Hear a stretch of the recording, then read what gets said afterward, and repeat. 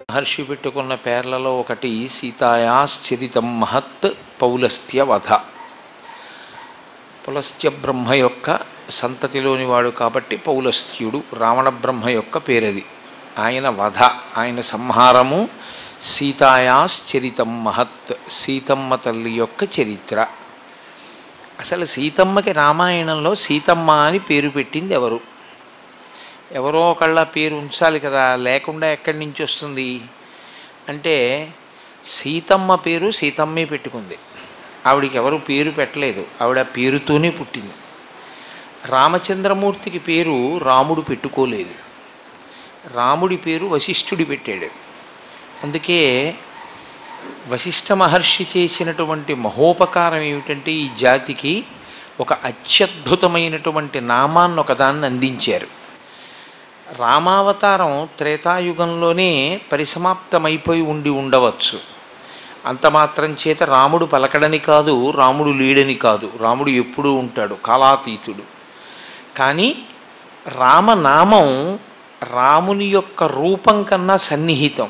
రామనామం తారకం. ఎప్పుడైనా రామనామం పలకవచ్చు. రామనామాన్ని ఒక్కసారి పలికినంత మాత్రం చేత అగ్నిబీజ అమృత బీజ అనుసంధానమవుతుంది. దాని చేత రా అన్నప్పుడు నోరు తెరుచుకొని అగ్నిబీజం పలికాడు కాబట్టి పాపములన్నీ కూడా దహింపబడతాయి. మా అన్నది అమృత బీజం కనుక పెదవులు మూసుకుపోతాయి. తత్కారణము చేత ఆ అమృత బీజాన్ని ఉచ్చరించిన కారణం చేత మళ్ళీ లోపలికి పాపములు వెళ్ళలేవు. ఆ రామనామము తారకము. రామనామాన్ని కానీ చిట్ట చివరి ఊపిరిలో రామ అనగలిగినటువంటి వాడు ఇక సంసారమును దాటేస్తాడు. అంత శక్తివంతమైనటువంటి నామము. కానీ బతికి ఉన్న నాళ్ళు ఏ సాధన లేకుండా ఆఖరి ఊపిరిలో రామనామం పలుకుదామనుకోవడం పేరాశ. అది అంత తేలికైన విషయం ఏం కాదు. రామనామం ఎంత సౌలభ్యంతో ఉంటుందంటే ఒక్క ఒత్తు ఉండదు. అందుకే మేము రామ అనలేమండి అన్నవాళ్ళు మీకు లోకంలో ఎక్కడా కనపడరు. అంత తేలికగా ఉచ్చరించగలిగినటువంటి నామం. రామనామానికి ఉన్న మరొక అద్భుతమైన శక్తి, ఏదైనా చాలా ముఖ్యమైనటువంటి పనిలో ఉండి, అదే పనిగా అలా వాడమని కాదు, ఏదైనా ముఖ్యమైన పనిలో ఉంటే విష్ణు సహస్రం పూర్తిగా చెప్పలేకపోతే, విష్ణు సహస్రము అన్నప్పుడు ఒక్క విష్ణు సహస్రమే అని మీరు అనుకోకండి, ఏ భగవత్ సహస్రమైనా కూడా చెప్పలేకపోతున్నాము, చాలా ఒత్తిడిలో ఉన్నాము అనుకున్న వాళ్ళు శ్రీరామ రామ రామేతి రమే రామే మనోరమే సహస్రనామ తత్తుల్యం రామనామ వరాననే పరమశివుడు పార్వతీదేవికి చెప్పినటువంటి ఉపదేశం. రామ రామ రామ అని పరమ సంతోషంతో ఎవరు 3 మార్లు ఉచ్చరిస్తారో వారు విష్ణు సహస్రనామాన్ని కానీ వేరొక సహస్రాన్ని కానీ చెప్పినట్లే. సరే, బాగుంది. లోకాన్ని రక్షించడానికి వశిష్ఠ మహర్షి రామచంద్రమూర్తికి ఆ పేరు పెట్టారు. సీతమ్మకి ఎలా వచ్చింది ఆ పేరు అంటే ఎవరు చెప్పాలి ఆ విషయాన్ని? ఎవరు కన్న తండ్రో ఆయన చెప్పాలి. రాముడు నరుడు. రాముడు నరుడు కాకపోతే రావణ సంహారము జరగనే జరగదు. కాబట్టి రాముడు నరుడిగానే నడిచాడు, నరుడిగానే బ్రతికాడు. అటువంటి రాముడు నరుడు కనుక ఒక స్త్రీ పురుషులకు జన్మించాలి. కానీ ఆయన ఎంచుకున్నాడు పరమేశ్వరుడిగా, శ్రీ మహావిష్ణువుగా, నేను ఇదిగో ఈ కౌసల్య దశరథ మహారాజు గారికి పుడతాను. కాదు, అసలు యథార్థంగా మాట్లాడాలి అంటే కౌసల్య సుమిత్ర కైకేయి ముగ్గురికి జన్మించిన వారు విష్ణువే. కాబట్టి ఆ 4 నరులు. ఎందుచేత అంటే గర్భవాసం చేశారు, అమ్మ కడుపులో ఉండి బయటికి వచ్చారు. ఇప్పుడు ఈ 4 నరులు. మరి సీతమ్మ జనక మహారాజు గారి కుమార్తె అయితే ఆమె కూడా అలా జనక మహారాజు గారి యొక్క భార్య గర్భమునందు 12 నెలలు వాసము చేసినదా? అలా వాసం చేసి ఉండకపోతే ఆమెకు ఆ పేరు ఉంచినవాడు ఆమెని పెంచిన తండ్రి అయి ఉండాలి. ఎవరు పెట్టారు ఆ పేరు అసలు ఆవిడికి? రామాయణంలో రామ అంటే రాముడు, రమా అన్న రామా అన్న సీతమ్మ. అందుకే సీతారాములు ఇద్దరు కారు, సీతారాములు ఒకటే. అసలు నిజంగా రామాయణం అంతా బాగా అర్థమైన వాడు వేసే ప్రశ్న ఏమిటంటే సీతమ్మకి రాముడు ఏమవుతాడు అని. రామాయణం అంతా విని ఈ ప్రశ్న వేశాడండి ఎవరో అంటాడు, వాడికి బాగా అర్థమైందని గుర్తు. బాగా రామాయణం అర్థమైతే సీతమ్మకి రాముడు ఏమవుతాడు అని అడుగుతారు. సీతమ్మకి పేరు ఉంచారా జనక మహారాజు అంటే ఆయనే బాలకాండలో ఒక చోట చెప్పారు.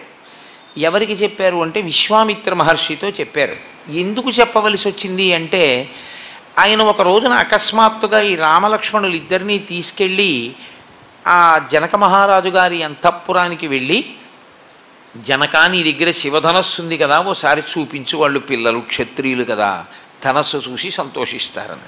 ఎక్కువ పెడతారు వాళ్ళని ఆయన ఏం చెప్పలేదు. ఓసారి చూపించు, చూసి వాళ్ళు వెళ్ళిపోతారు, పిల్లలు కదూ సంతోషపడతారు, క్షత్రియులు కాబట్టి అలాంటివి చూస్తే సంతోషం కాబట్టి చూపించండి. ఆయన అన్నాడు చూపిస్తాను, అభ్యంతరం లేదు, కానీ ఆ శివధనస్సుకి నా కూతురికి ఓ అనుబంధం ఉంది, దాని వెనక ఓ పెద్ద కథ ఉందన్నాడు. తెలియనివాడు కాదు విశ్వామిత్రుడు, కానీ ఏమిటి అన్నాడు. పిల్లలు వినాలని రామలక్ష్మణుడు. ఆయన అన్నాడు ఈమెని క్షేత్రం శోధయత లబ్ధ్వా నామ్నా సీతేతి విశ్రుత అన్నాడు. నేను అధమే కృషత క్షేత్రం లంగలాదుద్ధితామయ, నేను ఒకప్పుడు యజ్ఞం చేద్దామని భూమిని నాగలి పట్టుకుని దున్నుతున్నాను. దున్నుతుంటే అకస్మాత్తుగా నాగటి చాలు తగిలి సీతమ్మ దొరికింది అంటారు. రామాయణంలో అలా లేదు. రామాయణంలో ఉన్నది ఏమిటంటే నాగటి చాలు తగిలి ఆమె పైకి లేచింది అని ఉంది. ఎందుకంటే ఆమె కుండలిని శక్తి, లలితాస్వరూపం కాబట్టి ఆమె పైకి లేచింది. ఉద్ధిత అంటే పైకి లేచుట. దొరికితే పైకి తీసింది మందసంలోంచి పద్మావతీదేవిని. అది వెంకటేశ్వర స్వామి వారి కళ్యాణ ఘట్టంలో, పద్మావతి శ్రీనివాసుల ఘట్టంలో అక్కడ వేరే చెప్తారు. వాళ్ళు విప్పి చూడ ఒక బాలిక చిన్నది అని సీతమ్మ తల్లిలా నవ్వుతూ కనపడింది ఆ పెట్టెలో అని. కానీ సీతమ్మ అలా పెట్టెలో దొరకడం, కర్ణుళ్ళ ఏదో మందసంలో వెళ్ళడం అలా ఏం లేదు. నాగటి చాలు తగిలి ఆమె పైకి లేచింది. లేచినప్పుడు నేను ఆమెకి పేరు పెట్టలేదు, ఆమెయే నా పేరు సీత. ఈ మాట ఎవరు చెప్పారు? ఆయన తప్పది చెప్పడానికి అధికారం లేనివాడెవడో ఆయనే చెప్పాడు, జనకుడే చెప్పాడు. మా అమ్మాయి పేరేమిటో ఎవరు చెప్పాలి? నేనే చెప్పాలి. ఇంకెవరు చెప్పింది ఎలా సత్యం అవుతుంది? నే చెప్తేనే సత్యం అవుతుంది. జనకుడే చెప్పాడు. ఎవరితో చెప్పాడు? విశ్వామిత్రుడితో చెప్పాడు. అధమే కృషత క్షేత్రం లాంగలాదుద్ధితామయ క్షేత్రం శోధయత లబ్ధ్వా నామ్నా సీతేతి విశ్రుత. ఈ పిల్ల సీత అన్న పేరుతోనే నాకు దొరికింది, నా పేరు సీత అంటూ. మరి జానకి ఎందుకయింది అంటే నాకు కూతుర్ని అన్న కీర్తి నాకు ఇచ్చింది. ఇది అమ్మవారి యొక్క తత్వం. కాబట్టి ఆమె నాకెందుకు దొరికింది అంటే ఆమె నాకు కీర్తినివ్వాలనుకుంది. ఏ కీర్తినివ్వాలనుకుంది? జనకుడు సీతకి తండ్రి. సీతకి తండ్రి అనిపించుకోవాలంటే ఆమెని కన్నవాడై ఉండాలి. ఆమెని కన్నవాడా కాడు. దొరికితే ఒక వస్తువు దాన్ని పుచ్చుకున్న వాళ్ళందరూ యజమానులా కాదు. తండ్రి ఎలా అయ్యాడు జనకుడు అసలు రామాయణంలో? అంతటి ధార్మికుడే, అంతటి మహాజ్ఞానే. నాగటి చాలు తగిలి పైకి లేచింది, ఉద్ధితామయ, పైకి లేచింది కాబట్టి ఆమెకి సీత అని పేరుంచుకుంది. అంత మాత్రం చేత నాకు కూతురైపోయిందని ఎలా స్వీకరించాడు? ఈ రహస్యాన్ని వాల్మీకి మహర్షి బాలకాండ మొత్తం మీద ఎక్కడా చెప్పలేదు, వదిలిపెట్టేశారు అక్కడతో. సీతా కళ్యాణ ఘట్టంలో బాలకాండలో అసలు సీతమ్మ ఎలా తనకి లభించింది అన్నది అంత మాత్రమే చెప్పి వదిలిపెట్టేశాడు జనకుడు. ఎందుకని అంటే అక్కడ కావలసిన ఘట్టం వేరు. ఈ పిల్లకి పెళ్లి చెయ్యాలనుకున్నాను, ఇదిగో ఈ పిల్లకి పెళ్లి చెయ్యాలి అంటే నేను వీర్యశుల్కని చేశాను ఈ పిల్లని అన్నాడు. వీర్యశుల్క అంటే ఒక బ్రహ్మాండమైన విషయాన్ని పణంగా పెట్టి ఇది ఎవరు చేస్తారో వాడికి ఇచ్చి పెళ్లి చేస్తానన్నాడు. అని వెంటనే అన్నాడు, చాలామంది ప్రయత్నించారు ఆ శివధనస్సుని ఎక్కువ పెడితే పిల్లనిస్తానంటే. పగతిర్మానుషాణంచ ధనుషాస్య ప్రపూరణే ఆరోపణే సమాయోగే వేపనే తొలనే పివా అన్నాడు. ఆ దేవతలకి సాధ్యం కాదా, మనుష్యుడు పిల్లాడు కాబట్టి పగతిర్మానుషాణంచ ధనుషాస్య ప్రపూరణే, ఒక మనుష్యుడు ఎలా ఎక్కువ పెడతాడు దీన్ని? ఏ సామాన్యమా? శివధనస్సును ఎత్తి నించో పెట్టాలి. ఆరోపణే సమాయోగే వేపనే తొలనే పివా, వింటి నారి విప్పాలి, ఒంగి కింద కట్టాలి, ఎక్కువ పెట్టాలి. అలా చేయగలడా ఈ పిల్లాడు? మనుష్యుడు, వీడి వల్ల సాధ్యమా అని రాముణ్ణి ఈసడించాడు జనకుడు యథార్థానికి. తప్ప ఆయన రాముడు శివధనస్సును ఎక్కువ పెడతాడు, సీతమ్మకి భర్త అవుతాడని ఆయన ఊహించలేదు.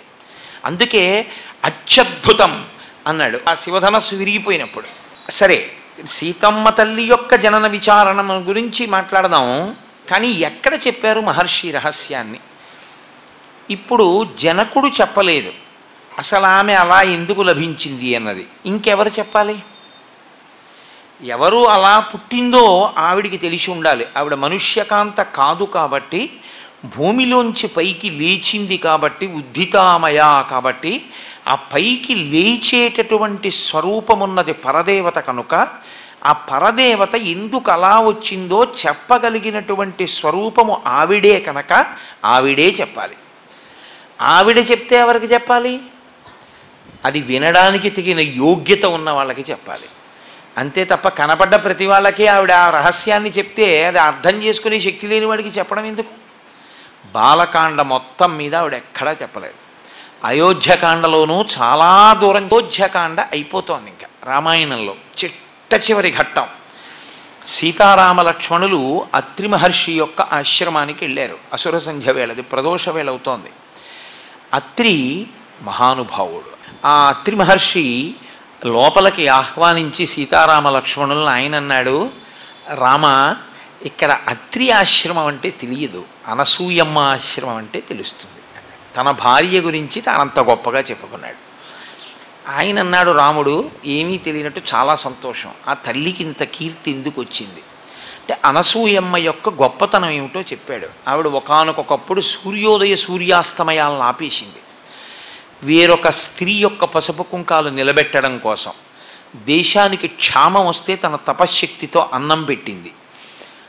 గొప్ప తపస్విని, వృద్ధురాలు అని సీతమ్మని పిలిచి అన్నాడు అత్రి మహర్షి, అమ్మా సీత, అదిగో లోపలుందమ్మా అనసూయ, వెళ్ళి ఆవిడితో మాట్లాడు అన్నాడు. సీతమ్మ అనసూయమ్మ దగ్గరికి వెళ్ళి నమస్కారం చేసి కూర్చుంది. ఆవిడే సామాన్యమైన వ్యక్తి కాదు. ఆవిడ ముగ్గురు మూర్తుల్ని పసిబిడ్డల్ని చేసి ఊయల ఊపి పాలిచ్చినటువంటి తల్లి. అటువంటి తల్లి కనుక పుట్టినవాడు రాముడు పరబ్రహ్మము. పరబ్రహ్మమైన రాముడికి ఇల్లాలైంది పరదేవత.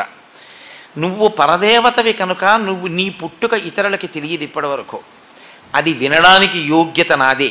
అందుకని ఆవిడెంత చమత్కారంగా అడిగిందంటే, అడగడం ఏం తిన్నగా అడగలేదు, నువ్వు ఎలా పుట్టావు చెప్పని అడగలేదు. ఆవిడంది, సీత, నీకు వివాహమై చాలా తక్కువ కాలం అయింది, ఎక్కువ పెద్ద ఏదో 50 ఏళ్ళు 40 ఏళ్ళు 30 ఏళ్ళు అయిపోలేదు. కానీ మీ మామగారు తన భార్యకి వరం ఇచ్చాడు. ఒక రాత్రి అకస్మాత్తుగా 14 సంవత్సరములు రాముడు నారచీర కట్టుకుని అరణ్యవాసానికి వెళ్ళిపోవాలి. అదే ముహూర్తానికి భరతుడికి పట్టాభిషేకం జరగాలి. రాత్రికి రాత్రి వరం ఇస్తే మర్నాడు పొద్దున్న మీ ఆయన అడవికి వెళ్ళిపోయాడు. అలా మీ ఆయన అడవికి వచ్చినప్పుడు చేతకాని వాడై రాలేదు, మహాపరాక్రమవంతుడు. ఏ సామాన్యమైనటువంటి వ్యక్తి. శ్రీ రఘురామచారు తులసీదలధామ శమక్షమారి శృంగార గుణాభిరామ త్రిజగన్నుత శౌర్య రమాలలామ దుర్వార కబంధ రాక్షస విరామ జగజ్జన కల్మషార్ణవోత్తరకనామ భద్రగిరిదాశరథి కరుణాపయోనిధి అంటారు గోపరాజు గారు. అంతటి మహాత్ముడే, అంతటి అస్త్రవిద్య చేతిలో ఉన్నవాడే తండ్రి. ఆయన పినతల్లికి 2 వరాలు ఇచ్చాడని అడవికి వచ్చేసాడా? వచ్చాడు. తన తండ్రిని సత్యమునందు నిలబెట్టాలని చెప్పి ఆయన అడవికి వచ్చేసాడు.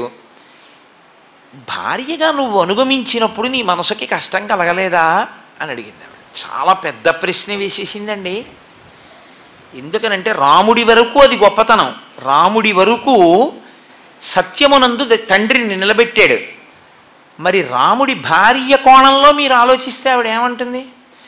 మీ నాన్నగారు మీ పిన్నమ్మకి రాత్రికి రాత్రి వరాలు గుర్తు చేస్తే ఇచ్చేయడం ఏమిటి రాజ్యాన్ని?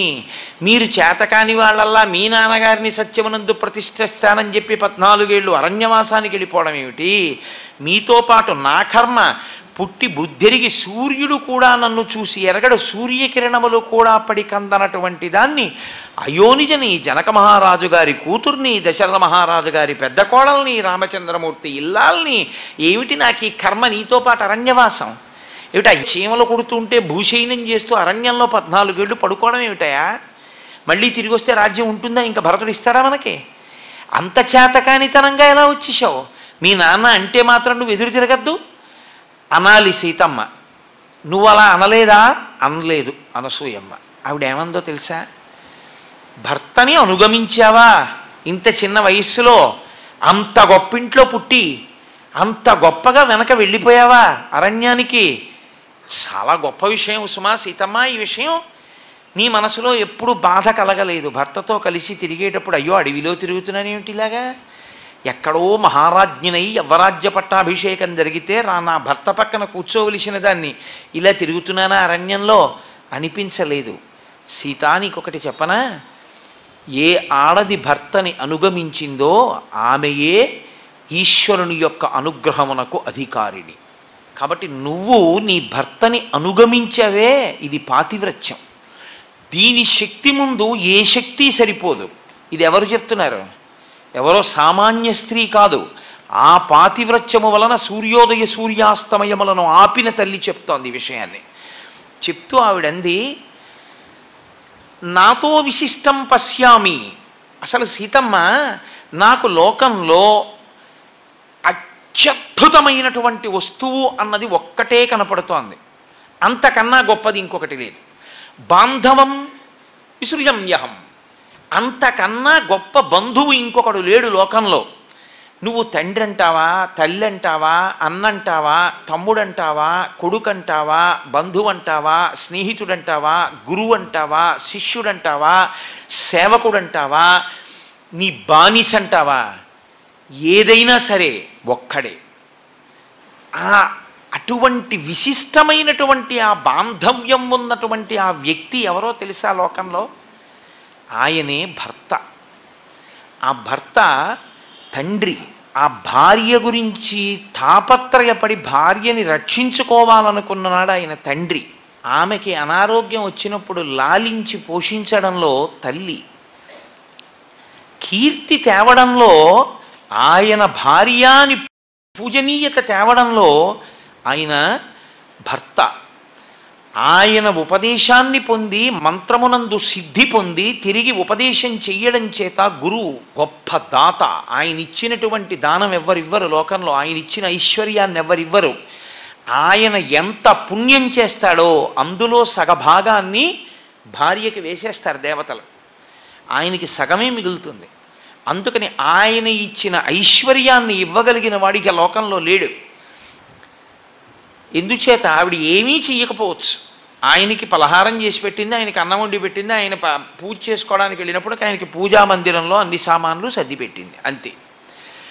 ఆయన చేసినటువంటి సమస్త దైవ కార్యముల వలన వచ్చినటువంటి పుణ్యంలో సగభాగాన్ని భార్యకి వేసి, ఆవిడ రామరామ అంటే వచ్చిన పుణ్యంలో ఈషన్మాత్రం కూడా భర్తకి ఇవ్వరు. ఎందుకు ఇవ్వరు అంటే అదేమి సంకుచితత్వంతో కాదు. నువ్వు లేచేటప్పటికి ఆవిడ స్నానం చేసి నీకు మడినీళ్లు పెట్టి పూజా మందిరంలో అన్నీ సిద్ధం చేస్తోంది. నువ్వు పూజ చేసుకుని బయటికి వచ్చేటప్పటికి నీకు పలహారం పెడుతోంది. నువ్వు ద్రవ్యార్జనకు వెళ్ళి ఇంటికి వస్తే నీకు అన్నం పెడుతోంది. నువ్వు సాయంకాలం సంధ్యావందనం చేసుకుని జపం చేసుకుని కాసేపు ఏ రామాయణమో భారతమో చదువుకుని వస్తే నీకు పలహారం పెడుతోంది. ఆవిడ నీ శరీరాన్ని నిలబెడుతోంది కనుక నువ్వు ఇవన్నీ చేయగలుగుతున్నావు. కాబట్టి నీ పుణ్యంలో సగం ఆవిడిది. నీకు చేసి పెట్టగా మిగిలిన సమయం ఏమైనా ఉంటే అందులో ఆవిడ మళ్ళీ పుణ్యాన్ని సంపాదించుకుంటోంది. కాబట్టి ఆవిడ దాంట్లో నీకు ఇయ్యం.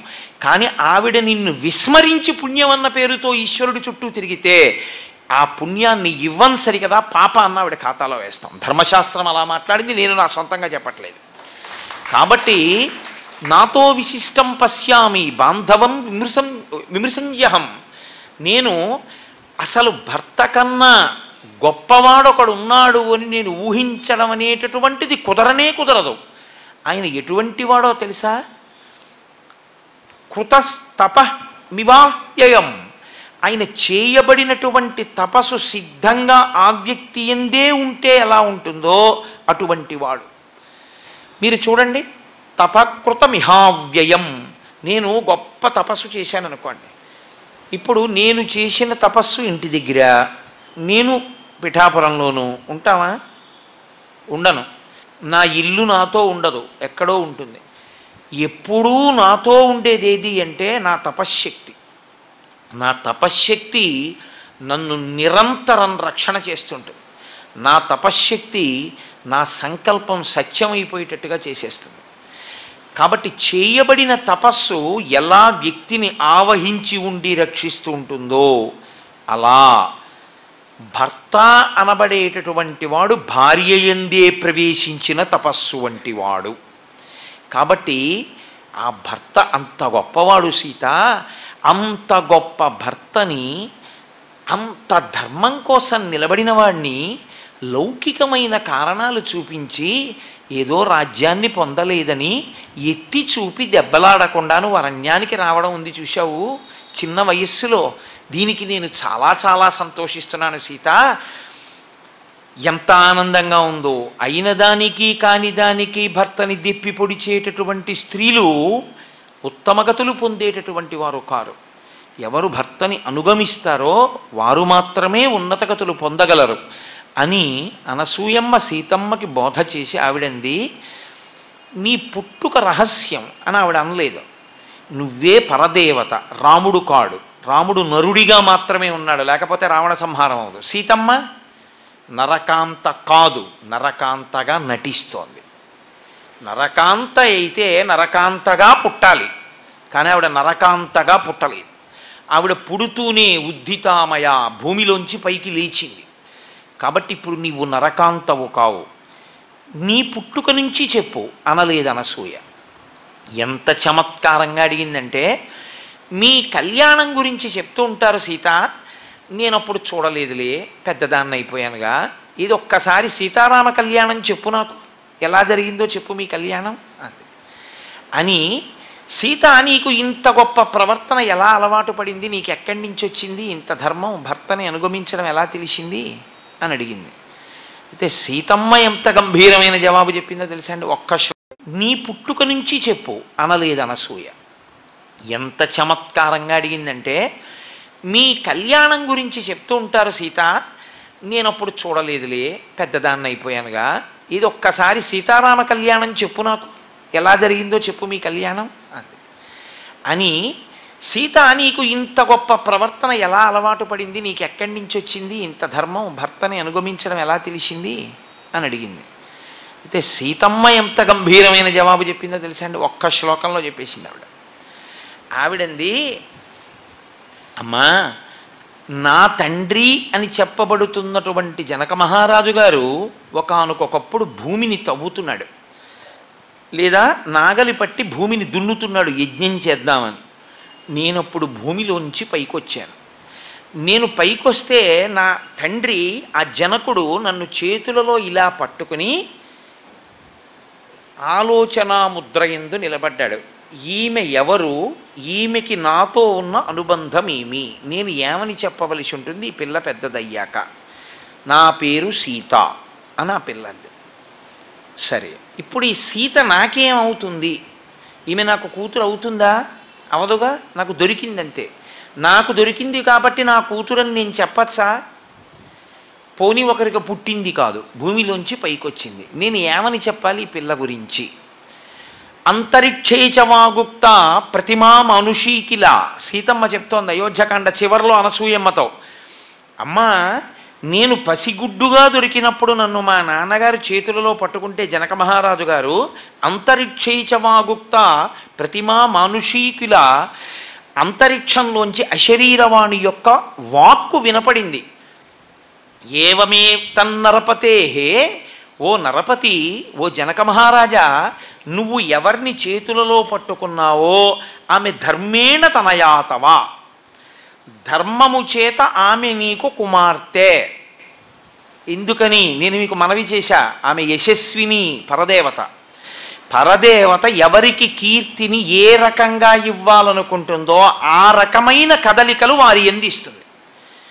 ఎప్పుడు వాడు అవన్నీ నాదని అహంకరించి ఈ కీర్తంతా నా పరిశ్రమే అన్నాడో అప్పుడు ఆవిడ ఆ కదలికల్ని ఉపసంహారం చేసేస్తుంది. అంతే. కీర్త బతుకు బజార్న 5 నిమిషాల్లో బయటకు వచ్చేస్తుంది. ఎంతకాలము పరదేవత పాదములు పట్టుకుని ఉన్నాడో, ఎంతకాలము భక్తితో వినయంతో తల వంచి ఉన్నాడో అంతకాలము వర్షిస్తుంది ఆవిడే.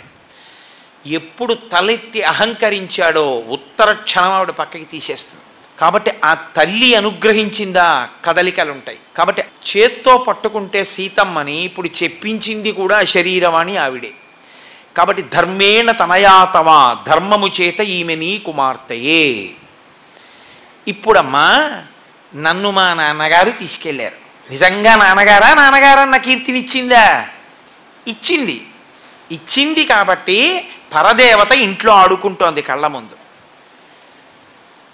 పరదేవత ఇంట్లో ఆడుకుంటుంటే శంకర భగవత్పాదులు పొంగిపోయారు సౌందర్యలహరిలో. అమ్మా ఏం అదృష్టమమ్మా హిమవంతుడిది, కరాగ్రేణ స్పృష్టం తుహినగిరినా వత్సలతయా అన్నారు. అమ్మా నువ్వు ఆ హిమవంతుడికి కూతురు అయితే ఆ హిమవంతుడు లోకాలన్నీ నీ పాదాలకి నమస్కారం చేసేటటువంటి నిన్ను దగ్గరికి పిలిచి అమ్మ పార్వతి కొద్దిగా అన్నం తిను అని గడ్డం పట్టుకుని పెరుగు ముద్ద నోట్లో పెట్టాడా? అందరూ ఇలా నమస్కారం చేస్తే ఆయన ఎడం చేత్తో నీ గడ్డం పట్టుకున్నాడు. ఏం అదృష్టవంతుడమ్మా! నువ్వు కదూ అనుగ్రహించావు, పర్వతరాజపుత్రివై పార్వతివై. నువ్వు అనుగ్రహిస్తే ఎంతైనా అనుగ్రహించేస్తావు. కాబట్టి పరదేవత ఇంట్లో ఆడుకుంటోంది చిలికెత్తెలతో కలిసి. తెలుసున్నవాడెవరు? జనకుడొక్కడే. ఈమె సామాన్య స్త్రీ కాదు అని తెలుసుకోలేనంత అమాయకుడు జనకుడు కాడు. అలాగని వాల్మీకి అనరు. అది రామాయణంలో రహస్యం. పరబ్రహ్మము యొక్క మహిషిగా మాయాస్వరూపిణి అయి తిప్పుతూ ఉంటుంది లోకాన్నంతటినీ. అలా తిప్పగలిగినటువంటి మాయాస్వరూపిణి అయినటువంటి అమ్మవారు నాకు కూతురుగా తిరుగుతోంది ఇంట్లో. ఈమెకు ఎవరు భర్తగా వస్తాడో వాడే పరబ్రహ్మము. ఆ కారణం చేత నేను పరబ్రహ్మమునకు మామగారిని అవుతాను. ఈమె నాకు కూతురయింది. ఇప్పుడు పరబ్రహ్మం ఎక్కడున్నాడో నేను ఎలా గుర్తుపట్టడం? పరబ్రహ్మము రావాలి ఈ పిల్లని వెతుక్కుంటూ. ఈ పిల్లని వెతుక్కుంటూ పరబ్రహ్మమే రావాలంటే, పరబ్రహ్మ దర్శనము నాకు కలగాలంటే అత్యద్భుతమచింత్యంచ అతర్కితమిదమ్మియా అని అందుకు అన్నాడు ఆయన ఆ రోజున. శివధనస్సు విరిగిపోతే నా ఇంట శివధనస్సు ఉంది, శివధనస్సు నిక్కు పెట్టేవాడు శివుడే. అదేమిటంటే విష్ణువు కదా అనకండి మీరు. శివుడు ఒకడు, విష్ణువు ఒకడు కాడు. 3 లోకములకు 3 కాలములకు 3 రూపములకు మూలమగుచు భేదమగుచు తుదిక భేదమయ్యొప్పారు బ్రహ్మవనగా నీవే పాలనయవా. పోతన గారు అంటారు 3గా కనపడేవాడు ఒక్కడే, పరబ్రహ్మమే. కాబట్టి ఏకస్త్వమేవ బహుధా భవభాసి లోకే నిశ్శంకధీర్ వృషభకేతన మల్లినాథ శ్రీభ్రామరి ప్రియ సుఖాశ్రయ లోకనాథ శ్రీశైలశేఖర విభో తమ సుప్రభాతం.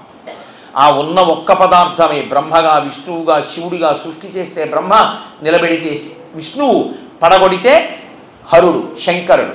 అంటే చంపేయడమైన ఉద్దేశ్యం కాదు, జ్ఞానం ఇవ్వడం, లయం చేయడం, పరబ్రహ్మములో కలిపేస్తూ ఉంటాడు ఆయన. కాబట్టి జ్ఞానప్రదాత శంకరుడు. కాబట్టి 3గా చేసేటటువంటి ఆ పరబ్రహ్మము నా ఇంటికి నడిచి రావాలి. అందుకే ఈ పిల్ల కన్నా ముందు నా ఇంటికి శివధనస్సు వచ్చింది. ఇప్పుడు ఈ శివధనస్సుని ఎవరు ఎక్కువ పెడతారో వాడే నా అల్లుడు కావాలి. అందుకని ఆయన ఏం చేశాడంటే ఈ పిల్ల వీర్యశుల్క అంటే ఎవరు ఈ శివధనస్సుని ఎక్కువ పెడతారో వాళ్ళకే ఈ పిల్లని ఇస్తాను. ఎక్కువ పెట్టలేకపోగా పిల్ల మీద కోరిక శివధనస్సును ఎక్క పెట్టగలిగినటువంటి శక్తి లేని రాజులందరూ ఏకమై జనక మహారాజు గారి మీదకి యుద్ధానికి వచ్చారు. కోట తలుపులు వేసుకుని లోపల కూర్చుని చాలా కాలం ఉండి యుద్ధం చేసి ఆహార పదార్థాలు కూడా అయిపోతే ఆయన పరదేవత ఇంట్లో తిరుగుతున్నవాడు, మహాభక్తుడు, అనుగ్రహం లేనివాడు ఎందుకు అవుతాడండి? దేవతల్ని ప్రార్థన చేస్తే దేవతలు తమ సైన్యాన్ని పంపించారు. దాంతో రాజుల్ని ఓడించి తరిమేశాను. విశ్వామిత్ర మహర్షి ఎప్పుడు బాలకాండ స్వయంవర ఘట్టాన్ని నేను అయోధ్యకాండలోకి కలిపి మాట్లాడుతున్నాను. అక్కడ చెప్తున్నాడు జనకుడు. కాబట్టి నేను ఆ రాజుల్ని ఓడించి దేవతా సైన్యముల యొక్క సహకారంతో ఈ పిల్లని వీర్యశుల్కగా నిర్ణయించాను. ఏనాడు శివధనస్సు ఎక్కువ పెట్టేవాడు వస్తాడా అని చూస్తున్నాను. ఎవ్వడూ రాలేదు. కొన్నాళ్ళు అయిన తర్వాత విశ్వామిత్రుడు తీసుకొచ్చాడు. విశ్వామిత్రుడే ఎందుకు తీసుకురావాలి అక్కడికి అంటే, దశరథ మహారాజు గారు రామలక్ష్మణ భరత శత్రుఘ్నులకి నలుగురికి పిల్లని వెతకండి మీరు అని తన మంత్రులతో చెప్తున్న రోజున అకస్మాత్తుగా అభ్యాగచ్చన్ మహాతేజ విశ్వామిత్రో మహాముని అన్నారు. ఆ మాట అంటుంటే పరిగెత్తుకొచ్చాడు విశ్వామిత్రుడు. ఏమయ్యా, పుట్టినప్పుడు నామకరణం వశిష్ఠుడు చేసేశాడు, వేదం చెప్పడం వశిష్ఠుడు చేసేశాడు. ఇప్పుడు నేను ధనుర్వేదాన్ని ఇవ్వడము, ఇటువంటి పరబ్రహ్మము లోకంలో నరుడిగా తిరుగుతుంటే ఈ పిల్లవాడిని వృద్ధిలోకి తీసుకొచ్చి వీడికి సంస్కార బలం ఇచ్చి, వీడికి ధనుర్వేదం ఇచ్చి, వీడికి పెళ్లి చేశానన్న ఘనత నాకు దక్కకపోతే ఎలా? అందుకొచ్చాడు విశ్వామిత్రుడు. ఈ విశ్వామిత్రుడి విషయం వశిష్ఠుడికి తెలుసు, ఇద్దరు బ్రహ్మర్షులు కనుక అందుకు పంపించేయమన్నాడు వశిష్ఠుడు. ఇప్పుడు ఆ విశ్వామిత్రుడు నీకు పెళ్లి చేస్తానన్నాడు అనుకోండి, సీతమ్మనిచ్చి పెళ్లి చేస్తానయా, శివధనస్సు ఎక్కుపెట్టు అంటే ఎక్కువ పెట్టడా రాముడు? ఒక్కనాటికి ఎక్కువ పెట్టడు. ఎందుకు ఎక్కువ పెట్టడో తెలుసా అండి? సీతమ్మ చెప్పింది ఈ రహస్యం. అయోధ్యకాండలో అనసూయమ్మకి చెప్పింది. ఇక్కడ వరకు చెప్పి జనకుడు అన్నాడు, నేను మళ్ళీ బాలకాండలో పెడుతున్నాను మధ్య మధ్యలో. అక్కడ వరకు చెప్పి జనకుడు అన్నాడు, ఈ ధనస్సుని ఎక్కువ పెడితే పిల్లని ఇస్తానన్నాను, మీరు ఈ పిల్లలిద్దరికీ రామలక్ష్మణులకి చూపించమన్నారని ఇదిగో తీసుకొచ్చాను శివధనస్సు. శివధనస్సు తీసుకురావడం అంటే అంత సామాన్య విషయం కాదు. కొన్ని వందల మంది బలాఢ్యులైనటువంటి సైనికులు మంజూష శివధనస్సు పెట్టినటువంటి చక్రాల బండిని తోసుకొచ్చారు. తోసుకొస్తే దాని మూత తీసి వాళ్ళు నిలబడితే అది శివధనస్సు చూడన్నాడు. ఎంత ఉంటుంది మీరు ఊహించవచ్చు దాన్ని బట్టి ఆ శివధనస్సు. ఈయన పిల్లాడు. ఎటువంటి పిల్లాడు? ఏకవస్త్రధరో ధన్వీ శిఖీ కనకమాలయ అంటాడు మారీచుడు అరణ్యకాండలో. బ్రహ్మచారి కాబట్టి అసలు రాముడి ఫోటోలు మనం చూసేవన్నీ అబద్ధ ఫోటోలు. ఒక్క ఫోటో నిజం ఫోటో కాదు. నిజంగా రాముడు ఎలా ఉంటాడో మీరు చూడాలంటే అదంత తేలికైన విషయం కాదు. అలా అనుమతించరు కూడా అందరినీ. ఒక్క కాంచీ క్షేత్రంలో మహానుభావుడు త్యాగరాజస్వామి వారు వెళ్ళి ఎక్కడ కీర్తనలు చేశారో, ఏ మహానుభావుడి కోసం కీర్తన చేశారో, ఆ కంచికామకోటి పీఠాధిపత్యం వహించినటువంటి పూర్వపీఠాధిపతులు పూర్వం ఉండిపోయినటువంటి ఆశ్రమంలో అసలైన రాముని యొక్క మూర్తి ఉంది ఇప్పటికీ. గుండు చేయించుకుని పిలక పెట్టుకుని ఉంటాడు ఆయన. నిత్యాగ్నిహోత్రీకుడు. శిఖ లేకుండా ఉండడు ఆయన. శిఖ తీసేస్తే సన్యాసి. శిఖ లేకుండా గుండు చేయించుకోకూడదు. వెంకటాచలం వెళ్ళినా చేయించకూడదు. శిఖ ఉండి తీరాలి. శిఖ తీసేశాడు బ్రాహ్మణుడు అంటే అక్కడతో తన బ్రాహ్మణ్యాన్ని వదిలేశాడని గుర్తు. అబ్రాహ్మణ్యముపాగమ్య భక్ష గోమాంసముత్తమం తజయజ్ఞోపవీతంతే అంది భవిష్యోత్తర పురాణంలో. ఆ కుంతల వచ్చినటువంటి బ్రాహ్మణుడితో, నువ్వు నన్ను కోరుతున్నావు కాబట్టి నువ్వు నీ శిఖ తీసేయి, బోడిగుండు చేయించేసుకో, యజ్ఞోపవీతాన్ని తీసేయి, గోమాంసం తినేయండి. గుండు చేయించుకుని పిలక తీసేస్తే ఆనాటితో ఉపనయనమైనటువంటి వాడు పిలక లేకుండా తిరుగుతున్నాడు అంటే వాడి బ్రాహ్మణ్యాన్ని వదిలేశాడు అని గుర్తు. వాడికి సంధ్యావందనం చేసే అధికారం కానీ, పెద్దలతో కలిసి పంక్తిలో కూర్చునే అధికారం కానీ వాడికి ఇవ్వరు. పొరపాటున పిలకపోతే దర్భ కట్టుకుని ఉండమని చెప్పారు. అదొక్కటే అమృత స్పర్శ ఉన్నది కాబట్టి. పిలక ఒక్క యజ్ఞోపవీతం ఉన్న వాళ్ళకని మీరు అనుకోకండి. సనాతన ధర్మమునందు జన్మించిన ఎవరికైనా శిఖ ఉండవలసింది. శిఖ లేకుండా ఉండకూడదు. కాబట్టి ఏకవస్త్రధరో ధన్వీ శిఖీ కనకమాలయ అన్నాడు మారీచుడు అరణ్యకాండలో. పిలక పెట్టుకొని ఉంటాడయా రాముడు గుండు చేయించుకుని. మహానుభావుడు బ్రహ్మచారి. అటువంటి వాడు మెళ్ళో ఓ హారం వేసుకు తిరుగుతుంటాడు. అబ్బో ఏమి తేజస్సో అని చెప్పాడు. అటువంటి రాముడు అక్కడ కూర్చుని ఉన్నాడు. ఆ పిల్లాడికి కదా చూపించమన్నాడు. ఏకవస్త్రధరో ధన్వీ శిఖీ కనకమాలయ అన్నాడు మారీచుడు అరణ్యకాండలో. పిలక పెట్టుకొని ఉంటాడయా రాముడు గుండు చేయించుకుని. మహానుభావుడు బ్రహ్మచారి.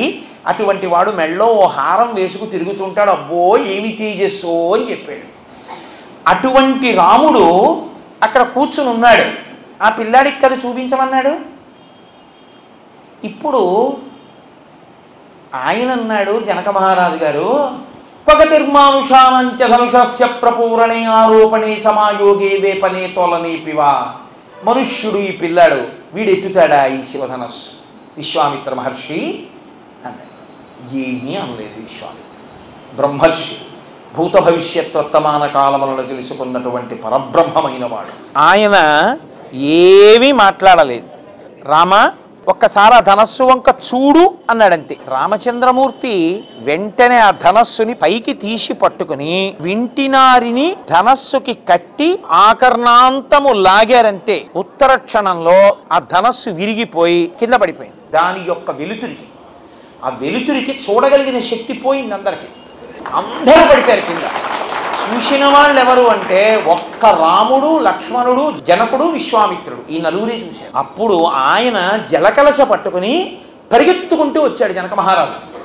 అయ్య బాబోయ్, నేను అసలు ఊహించలేదు ఈ పిల్లాడు, ఇది ఎందుకు ఆశ్చర్యం, అల్లుడు దొరికాడని కాదు, పరబ్రహ్మము ఈ పిల్లాడే, మాయాస్వరూపిణి నా ఇంట కూతురుగా ఉంది, ఆమెని భరించగలిగిన వాడు, వహించగలిగిన వాడు, నియమించగలిగిన వాడు ఎవడు మాయని అదుపు చెయ్యగలడో వాడే పరబ్రహ్మము.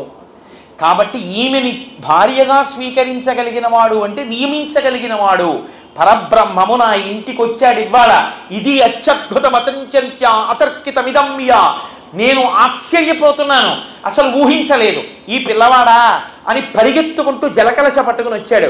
వాళ్ళిద్దరూ రెండు కాదు, ఎప్పుడూ ఒకరినొకరు కలిసి ఉంటారు.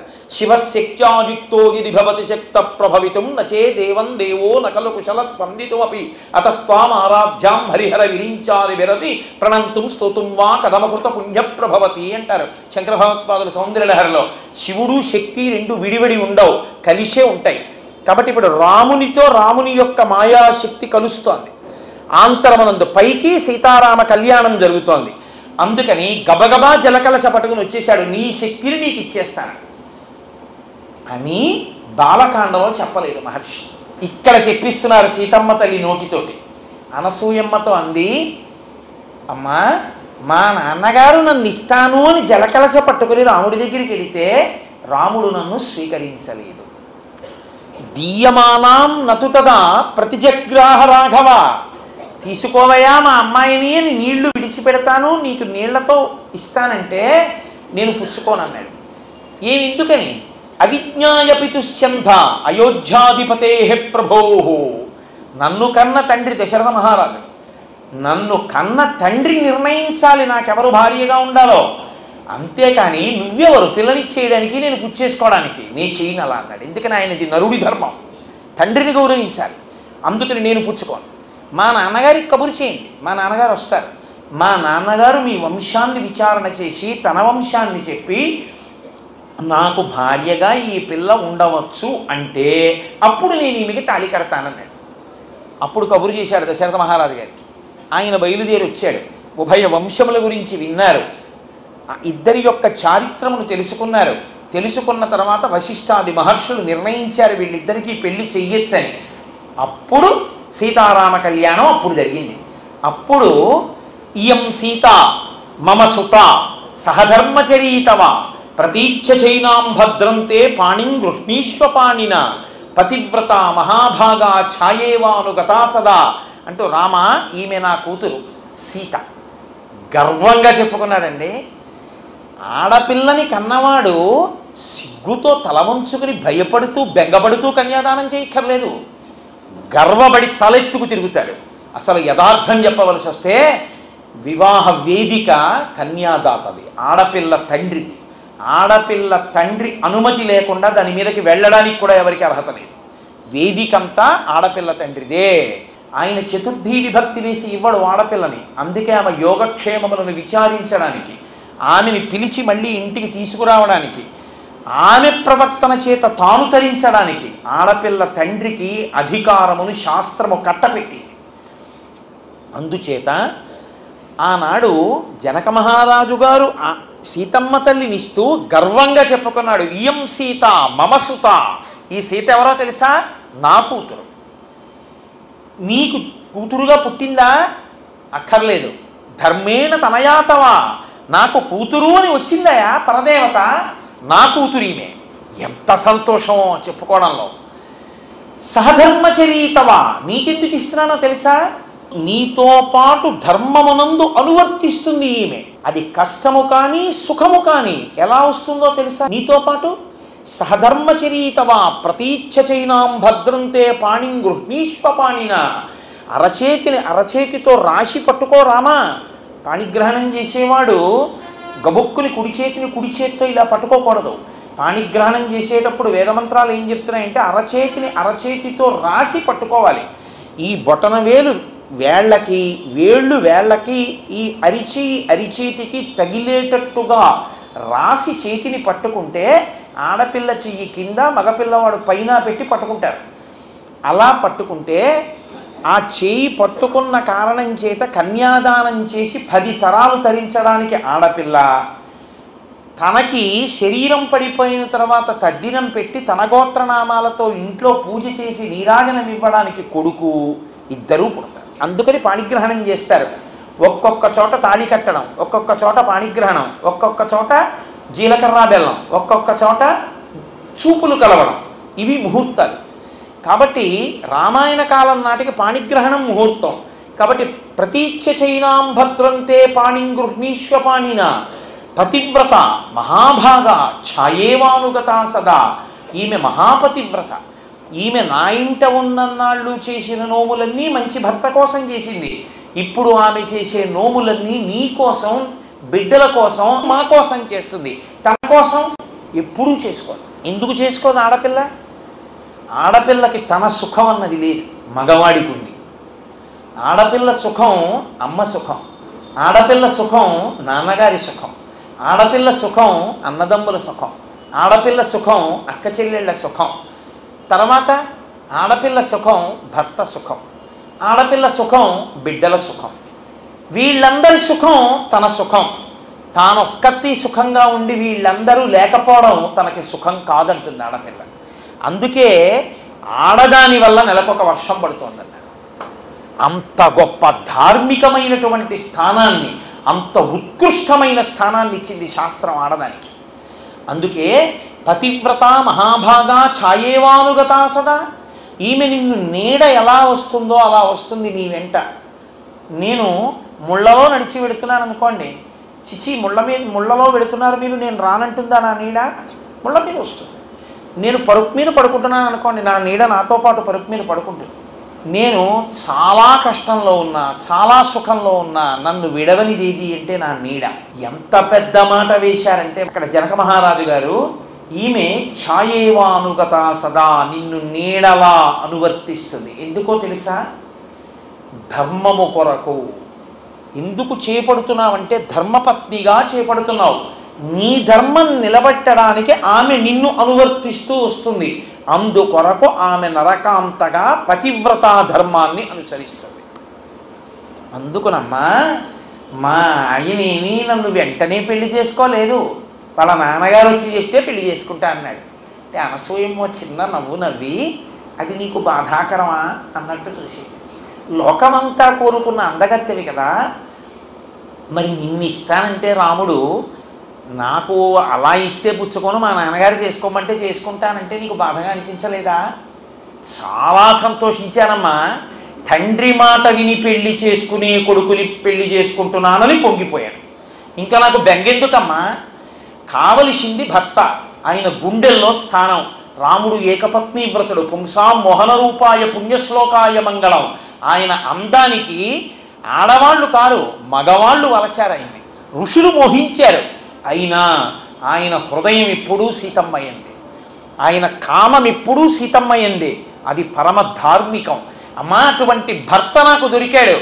ఆయనతో అడవిలో ఉన్న అయోధ్యే, ఆయన లేని అయోధ్య అడవే. పనికి మాలిన వాళ్ళని, హింస పెట్టే వాళ్ళని, దెబ్బలాడే వాళ్ళని, దెబ్బలు కొట్టే వాళ్ళని అనువర్తించిన స్త్రీలు ఉన్నారమ్మా ఈ లోకంలో. వాళ్ళు మహాపతివ్రతలు. గుండెల్లో పెట్టుకు చూసుకునేవాడిని అనువర్తిస్తున్నానమ్మా, ఇది పెద్ద గొప్ప తల్లి అని అడిగింది ఆవిడ అనసూయమ్మ. అనసూయమ్మ పొంగిపోయింది. ఏమి సీతమ్మవి సీతమ్మ, ఎంత గొప్ప మాటలు మాట్లాడావు తల్లి చిన్న వయస్సులో, ఇంత సంస్కారం ఎక్కడి నుంచి వచ్చింది నీకు?